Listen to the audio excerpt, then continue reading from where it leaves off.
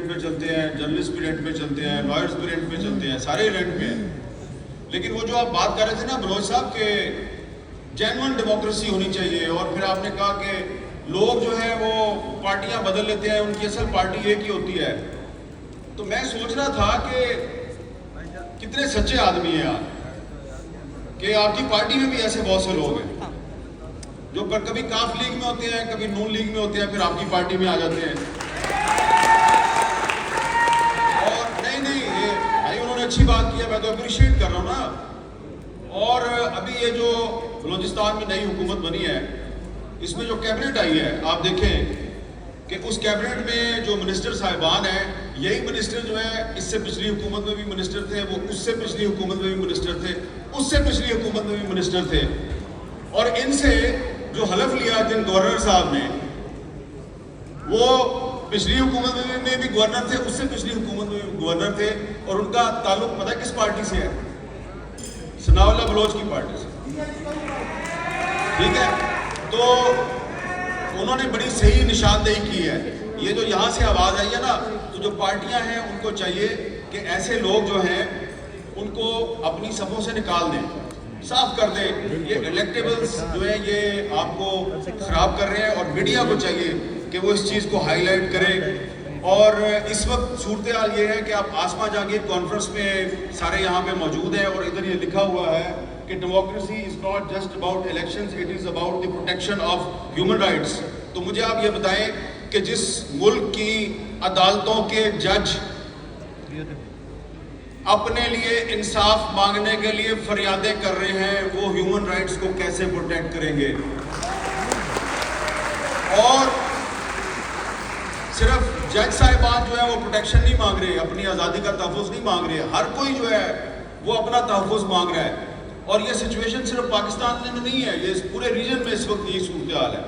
India کی صورتحال بھی کوئی مختلف نہیں ہے, سری لنکا کی صورتحال بھی کوئی مختلف نہیں ہے, بنگلہ دیش کی صورتحال بھی کوئی مختلف نہیں ہے. لیکن ہم بات کر رہے ہیں پاکستان میں, پاکستان کے بارے میں. تو یہاں پر اس وقت جس آئین کی بالادستی کی یہاں پہ بات ہو رہی ہے, یہ آپ کو ماننا پڑے گا, مانو یا نہ مانو. آئین پاکستان کو یہاں پر تقریباً غیر مؤثر کر دیا گیا ہے. آپ جس آئین کے تحفظ کی بات کر رہے ہیں وہ پہلے سے غیر محفوظ ہے. اس کی وائلیشن صرف غیر سیاسی لوگ نہیں کرتے, سیاسی لوگ بھی کرتے ہیں. اور اب پاکستان کا میڈیا, ہم جیسے لوگ جو کہتے تھے جی کہ آئین اگر اس پہ عمل درآمد ہو تو سارے مسئلے حل ہو جائیں گے, اب ہمیں لگتا ہے کہ آئین تو خود تحفظ مانگ رہا ہے. اور کیونکہ میں صحافی ہوں تو میں تو صحافیوں کی بات کروں گا. جتنے غیر محفوظ پاکستان کے صحافی اس دور میں ہیں, کبھی نہیں تھے اس سے پہلے. آپ دیکھیں کہ اس ملک کی سپریم کورٹ نے ایک صحافی ارشد شریف کے قتل پر از خود نوٹس لیا.